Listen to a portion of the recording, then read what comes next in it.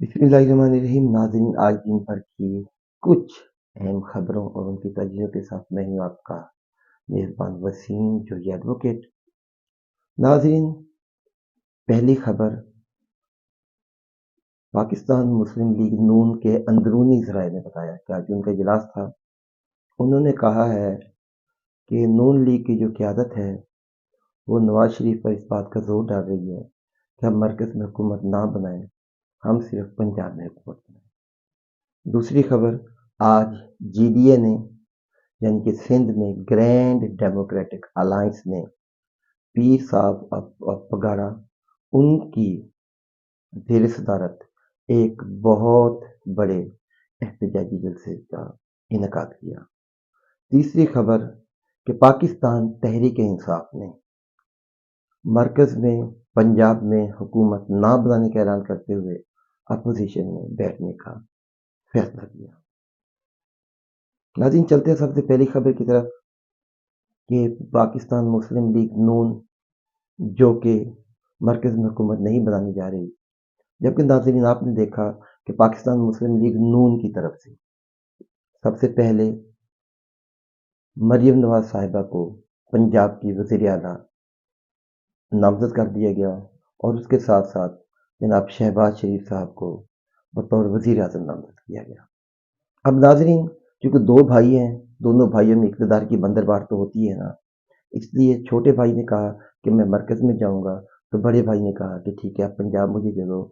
और अगर नून लीग पंजाब में ही रहती है, मरकज़ में नहीं जाती, तो इन दोनों की इक़्तिदार की बंदरबाट कैसी होगी, ये समझना मेरे ख्याल में तो ये समझ से बालातर है। और दूसरी बात ये है कि शहबाज शरीफ साहब, उनके बारे में हमारा जो हंसराज है उसका ये कहना है कि शहबाज शरीफ साहब ने तो अपनी शेरवानी भी सिलने के लिए दे दी है। और अपने पीर साहब के कहने पर शहबाज शरीफ साहब ने जो बटन शेरवानी के लगवाने हैं, उन बटनों को पीर साहब ने कहा है कि आपने सिर्फ 5 दफ़ा धागा घुमाना है। एक दफ़ा धागे से 1 साल, इस तरह से 5 दफ़ा धागा घुमाने से शहबाज शरीफ साहब जो है वो 5 साल वज़ीर आज़म रहेंगे। क्योंकि इससे भी कबल किसी ज़माने में उनका शरीफ के जो पीर साहब थे, मियाँ नवाज शरीफ साहब, उनसे जाकर छड़ियाँ खाकर वज़ीर आज़म बनते रहे हैं। दूसरी खबर, ग्रैंड डेमोक्रेटिक अलायंस की। तो नाज़रीन, ये कोई इतनी बड़ी खबर नहीं है।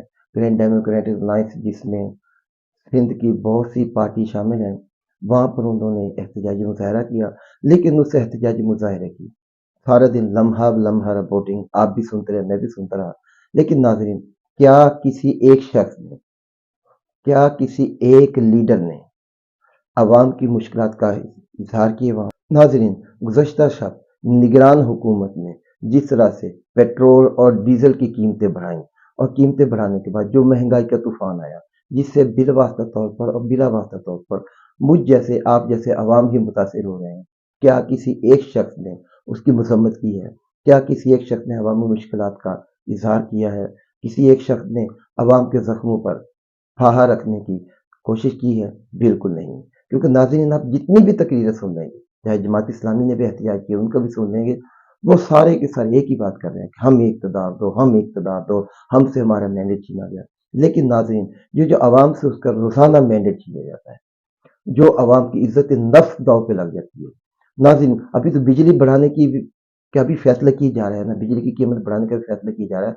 तो नाज़रीन, जो अवाम की इज़्ज़त नफ्स दाँव पे लगती है, जो अवाम का मैंडेट रोज़ाना दाँव पे लगता है, जो अवाम से उनका मैंडेट छीना जाता है, महंगाई से, बेरोज़गारी से, क्या कभी किसी सियासतदान ने इतनी सी भी बात की इस बारे में? बिल्कुल नहीं।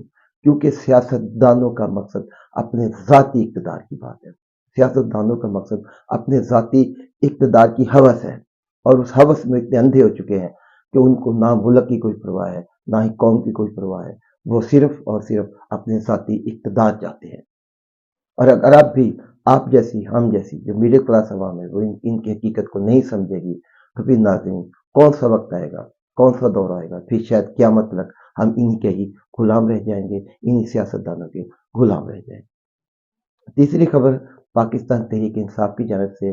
पाकिस्तान तहरीक इंसाफ ने मरकज़ में और सूबे पंजाब में, KPK में, हर जगह पे उन्होंने इम्पार्शियल रहने का उन्हें इंडिया दे दिया है और उन्होंने कहा है कि हम अपोजिशन बनेंगे, अपोजिशन में रहेंगे। क्योंकि नाज़रीन, इसके पीछे भी एक थोड़ी सी वजह है। पाकिस्तान तहरीक इंसाफ ने अपोजिशन में जाने का इसलिए फैसला किया है क्योंकि वो फॉर्म 45 उसके फैसले का इंतजार कर रहे हैं।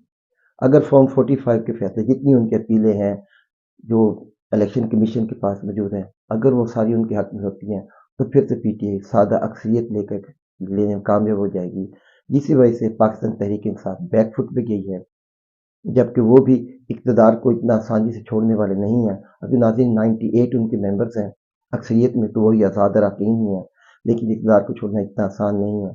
लेकिन वो एक बाकायदा प्लानिंग से स्टेप बाय स्टेप इक़्तिदार की जानब बढ़ रहे हैं।